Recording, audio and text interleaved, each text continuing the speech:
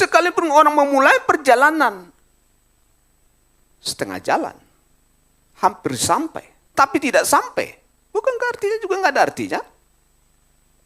Karena itu, judul ini adalah suatu gaya bahasa yang memperbandingkan poin A dengan poin B. Bukan langkah pertama yang menentukan, itu poin A-nya. Poin B-nya, tetapi langkah yang terakhir. Tapi maksudnya bukan berarti poin A tidak penting. Itu gaya bahasa memperbandingkan, artinya apa artinya A kalau tidak diakhiri dengan B. Apa artinya memulai suatu perjalanan jikalau orang tidak menyelesaikan perjalanan? Itu maksudnya. Jadi ini adalah suatu nasihat supaya orang yang sudah mulai perjalanannya, dalam konteks kita ini, perjalanan rohaninya, dia harus mengakhirinya sampai ke ujung. Tidak sampai di ujung, gak ada artinya. Tak ada artinya hidup dengan Tuhan sekian puluh tahun, tetapi akhirnya ujungnya bengkok. Gak ada artinya. Jadi ini gaya bahasa. Aku tahu segala pekerjaanmu, baik jeripayahmu maupun ketekunanmu. Aku tahu bahwa engkau tidak dapat sabar terhadap orang-orang jahat, bahwa engkau telah mencobai mereka yang menyebut dirinya rasul, tetapi yang sebenarnya tidak demikian, bahwa engkau telah mendapati mereka pendusta. Ayat 2, ayat 3 adalah langkah awal yang dicatat di dalam Wahyu pasal 2 tentang jemaat Efesus. Mereka memulai langkah pertama dengan baik. Dia katakan, aku tahu jeripayahmu. Jemaat Efesus adalah jemaat yang mau berjeripayah, yang mau bersusah-susah, yang mau bekerja, bukan penonton, bukan pengamat, bukan penilai. Penonton, penilai selalu lebih baik daripada pemain. Itu sebabnya kita selalu katakan kalau nonton bola, aduh, bodoh kali dia. Padahal kalau kita yang main mungkin juga lari juga udah jatuh. Jangankan pegang bola, lari pun bawa badannya dia jatuh, tapi kemudian tinggal, aduh.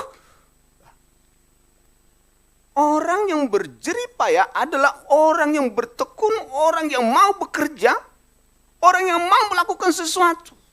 Dia turut terlibat, dia merasakan kesulitan, kesusahan, sehingga orang itu bagian daripada pekerjaan itu.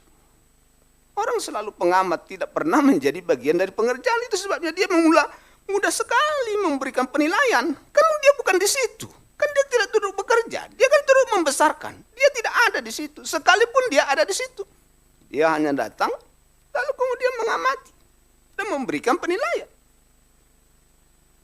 Tetapi jemaat Efesus seperti yang kita baca dalam ayat yang kedua, aku tahu pekerjaanmu. Titik 2. 1. Jeripayahmu.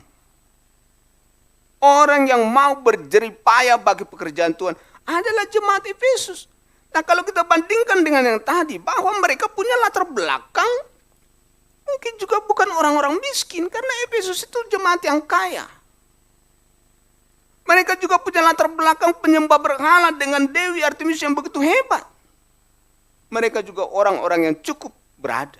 Tapi mau berjeripayah, itu sebabnya jemaat Efesus ini adalah jemaat yang kuat. Ada sampai mereka beri ruang kuliah Tiranus. 2 tahun Paulus hidup di sana, berarti disokong bukan? Sekolah ini disokong bukan? Sehingga siapa yang sekolah di situ pasti disokong bukan? Kenapa? Ada orang yang berjeripayah. Ada orang yang mau bersusah-susah untuk memberkati orang lain. Lalu kemudian di dalam poin selanjutnya, aku tahu jeripayahmu maupun ketekunanmu. Ketekunan, tekun itu adalah orang yang gigih, tidak mudah menyerah, orang yang setia. Nah, ini kata setia itu kata yang sakral, yang mungkin semakin sulit kita menemukan orang yang setia. Bukan hanya di luar, di dalam pun bisa begitu. Dalam keluarga juga bisa begitu. Setia itu adalah suatu, kalau diibaratkan perjalanan adalah orang yang berjalan bersama sampai di ujung. Berjalan bersama sampai ke ujung itu setia, sekalipun dalam perjalanan ini banyak kejutan-kejutan. Kalau perjalanan ini kemudian berhenti di tengah jalan, itu tipikal nggak setia. Itu sebabnya dikatakan tidak boleh bercerai kalau tidak mau memisahkan. Kenapa? Perjalanan sampai di ujung. Harus diakhiri di ujung. Itu setia. Dan jemaat Efesus ini rupanya seperti yang dikatakan dalam ayatnya yang kedua. Ketekunan mereka, jeripaya dan ketekunan. Lalu, aku tahu bahwa engkau tidak dapat sabar terhadap orang-orang jahat. Siapa orang-orang jahat ini? Bahwa engkau telah mencobai mereka yang menyebut dirinya rasul.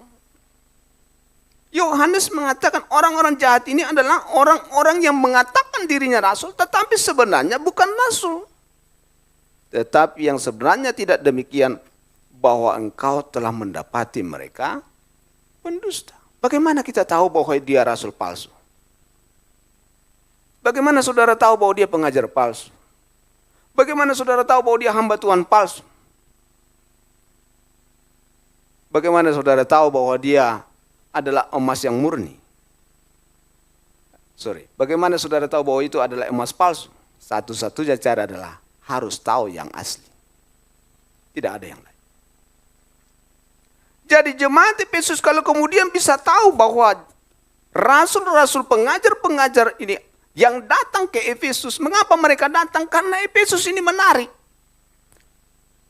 Ini jemaat yang hidup, jemaat yang bergerak, jemaat yang antusias, jemaat yang kaya. Dan dia menarik banyak orang untuk datang. Bukan hanya Paulus, bukan hanya orang-orang yang kemudian hidup dengan, tapi juga orang-orang luar yang menyamarkan dirinya seperti rasul. Tapi maksudnya lain.